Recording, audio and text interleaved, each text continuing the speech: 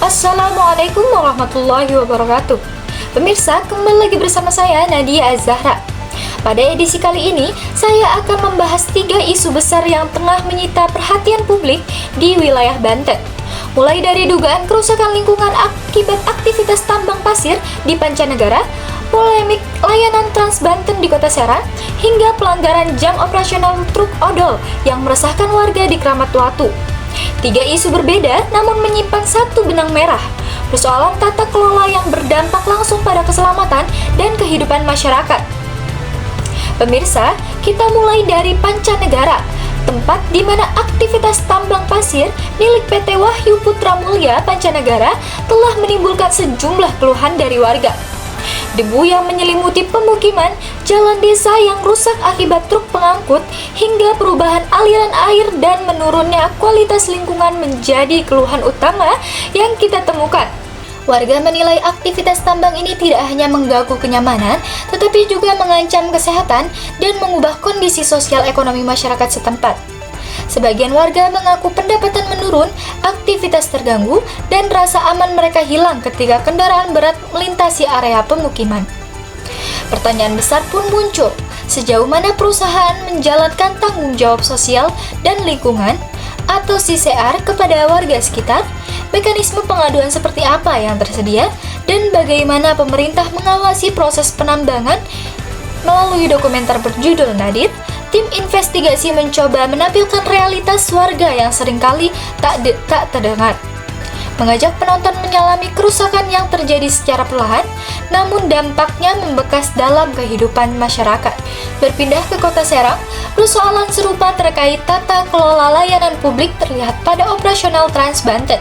Layanan transportasi pemerintah yang seharusnya meningkatkan mobilitas masyarakat justru menimbulkan gesekan sosial di lapangan. Sejak awal beroperasi, muncul banyak keluhan baik dari pengguna maupun dari para sopir angkot. Pendapatan angkot menurun drastis, rute Trans Banten yang belum tertata, halte yang kurang memadai, hingga pelayanan yang masih belum konsisten. Munculnya pertanyaan mengenai efektivitas kebijakan ini. Keluhan sopir angkot terutama berkaitan dengan absennya komunikasi dan konsultasi yang memadai sebelumnya kebijakan yang diberlakukan.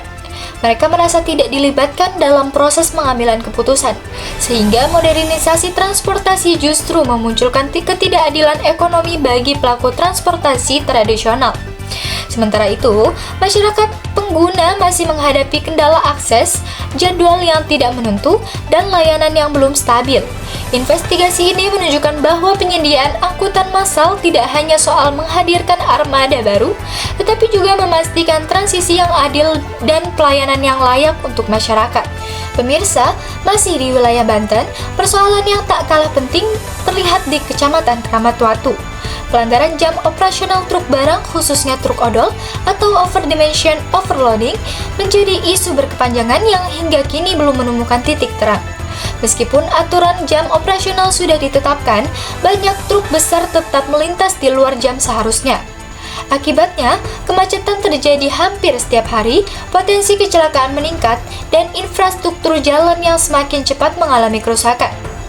Melalui penelusuran kami, faktor utama yang mendorong supir melanggar aturan adalah tekanan kebutuhan, distribusi barang, minimnya pengawasan, dan tuntutan industri yang tinggi.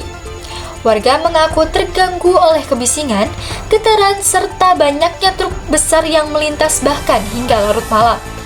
Sementara dari sisi aparat, keterbatasan personal dan pengawasan membuat penindakan tidak berjalan optimal. Film dokumenter bertajuk Larangan Putaran Roda dan Waktu mencoba membuka mata publik mengenai kompleksitas personal ini, bahwa pelanggaran bukan semata-mata kesalahan supir, tetapi juga merupakan kegagalan sistem pengelolaan transportasi barang. Dari 3 isu ini terlihat jelas bahwa persoalan lingkungan dan transportasi masih menghadapi tantangan besar. Aktivitas tambang yang tidak terkontrol, layanan transportasi publik yang belum optimal, serta pelanggaran aturan kendaraan berat adalah potret bahwa regulasi tidak hanya membutuhkan aturan, tetapi juga pengawasan, transparansi, dan keberpihakan kepada warga.